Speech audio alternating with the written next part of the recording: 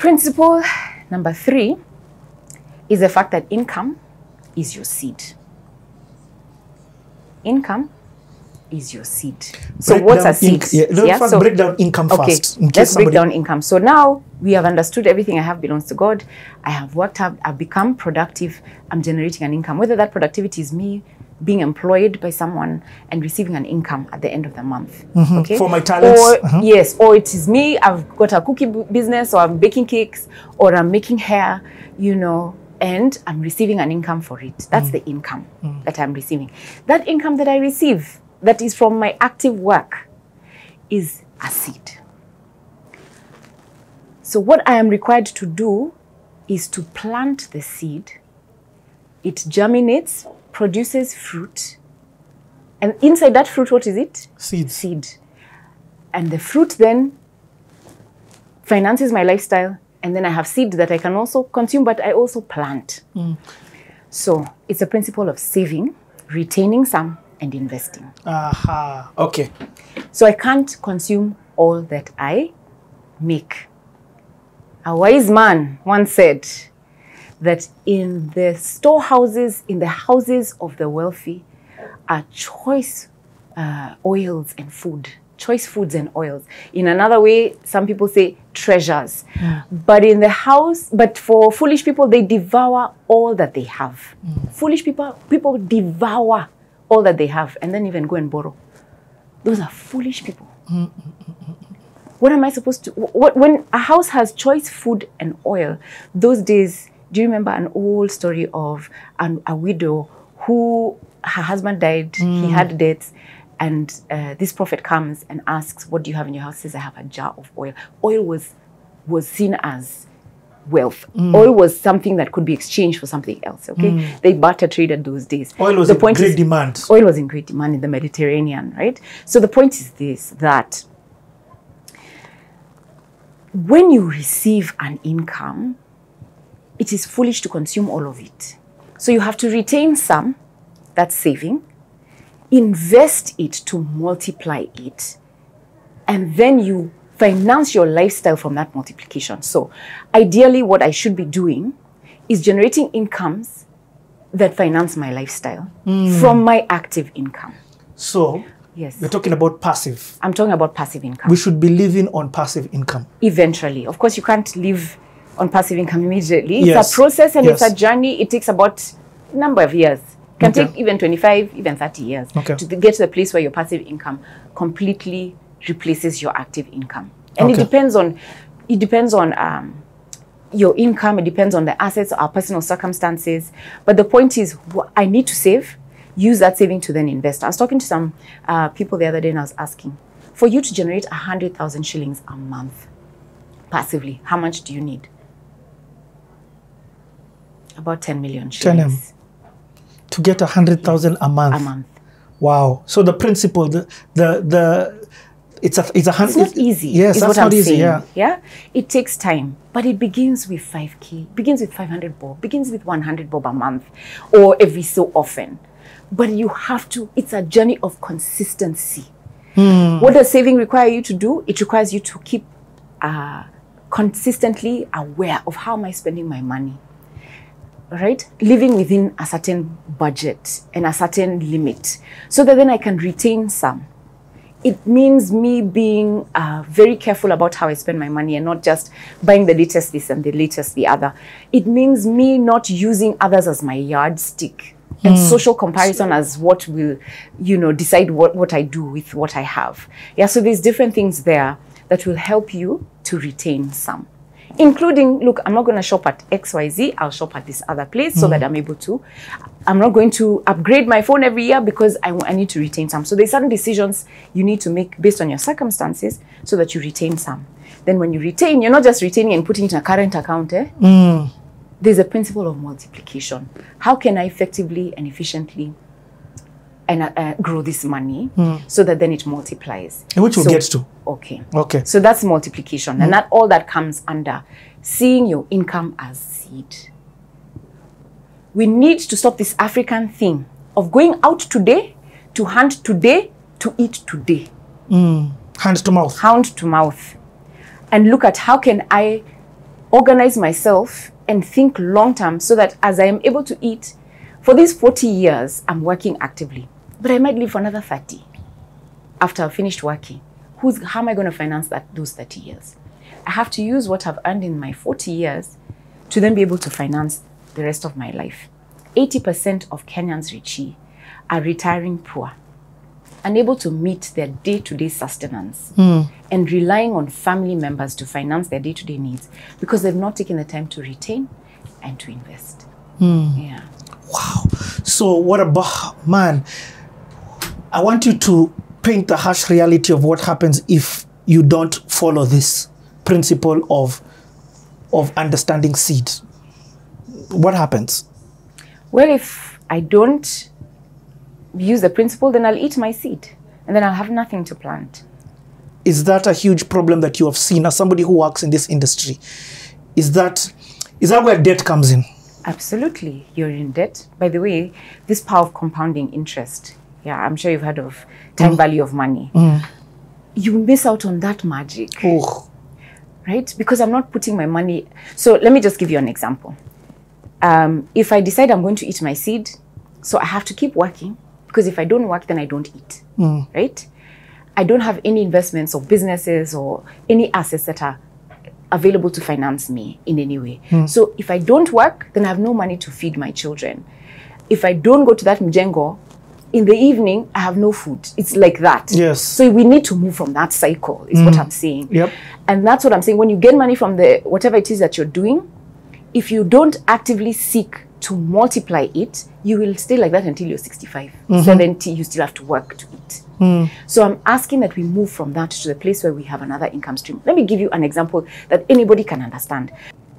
Richie, we're still talking about income and seed. In my book, show the book. Money Show Ways, the book. Yes. This one, which by the way, everyone just needs to get. Yep. Yeah. By the way, to get the book, link in the description.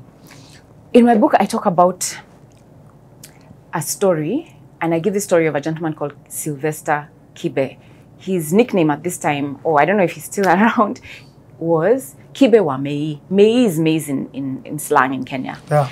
And so what Kibe would do, he had a stand in Isili where he would polish shoes, those little box kiwi stands, and he'd roast maize. So he'd wake up very early in the morning, 4 a.m. he's up, he's out, he's polishing shoes as people are walking to work. And then at about when the sun rises and traffic has died down, he starts roasting maize. And maize, you know, is a popular snack in East Africa. Yeah. So he'd sell the maize and make whatever income he'd make for the day. But he began to realize this is not going to take him very far. He needs to do something with his money so that he's able to generate something more. So he was listening to some ladies having a conversation, and this lady came up to him and said, "You need to join our circle." And the mama boga, yes. Yeah, the ladies who are selling fruits and veggies right next to him. And so he was like, this mama thing, I'm all right. But eventually he joined this circle, and he started to save 200 shillings a day, about $2 a day. In fact, less than $2, $150, $2 a day. So he'd save every day. $1.50. $1.50. I am sorry, forgive me. Every day, right?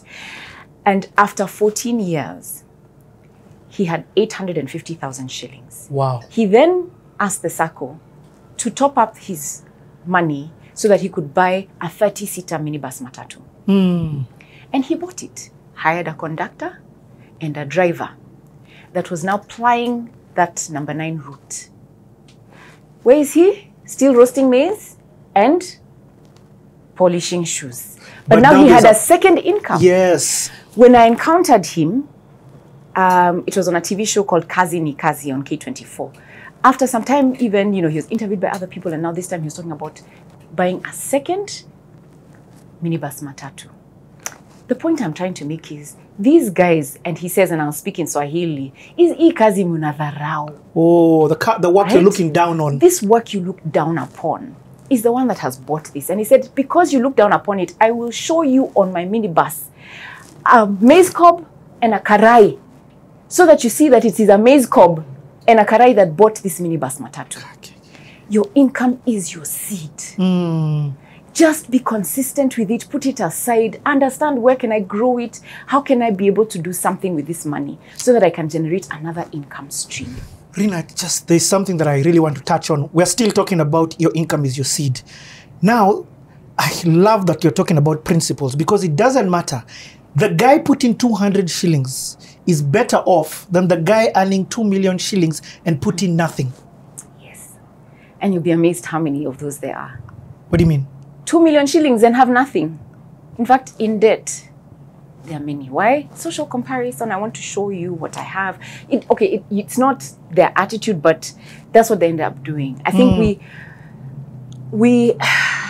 there's a comfort. It's precious, but then there's also a comfort. If every month 2 million is coming into your account, there's a certain comfort you live in that you're okay. And yeah, in another month, another 2 million is coming. And so you don't invest and you don't do. If you earn 2 million, Kwanza, the amount of investment you need to do is on another level. Why? Because you have a certain lifestyle. Yes. And you want to be able to continue to invest in that lifestyle. Not invest in that lifestyle, invest your money so that you can sustain that lifestyle. Maintain the lifestyle. So the amount that you need is huge. Yes. I told you 100,000 a month, you need about 10 million shillings. Wow. So if I'm spending $1 million a month. Wow. Right? The principle to generate you $1 million a month, I get what you're saying. Yeah. But also the goodness is with this, you can also get there faster, because if you decide to, you can put a bigger chunk away. Absolutely. It should be easier if you just manage your lifestyle and see that your income is your seed. You can't eat all of it. You need to retain some. And the more that you need to replace your income, the more that you need to retain.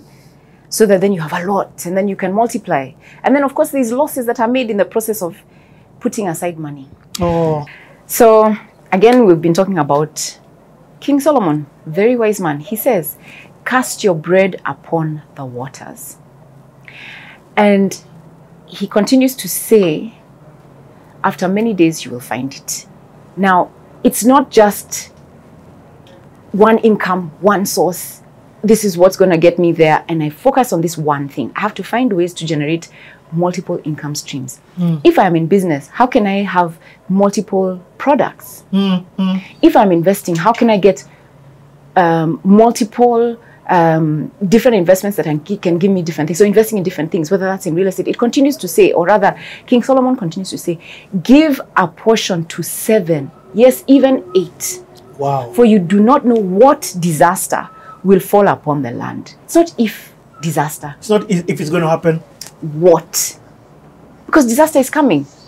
And the reason we have to do that is because we don't know what disaster is coming. So I need to have an emergency fund. I need money somewhere available for me, easily accessible, but earning an income that I can tap into if a disaster falls, not if when. I need an insurance policy to cover me for health insurance so that then when I need to go see a doctor, I'm not coming into my pocket to pay for it.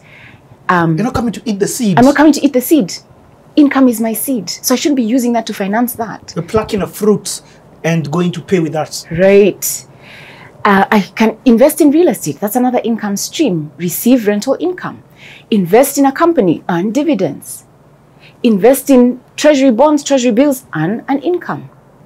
I'm gifted. I have a voice and I can speak or I can sing. I can get royalties. So cast your bread upon the waters after many days. So invest it. Cast it away. Put it in something. And eventually it will come. Kibewa Mei, put it in a circle. 14 years later, after many days, he got it back. Was able to multiply it. And get another income source. So you have to put it aside in something. Plant it. After many days, it will come back. But we can't eat our seed. Income is your seed. That's principle number 3.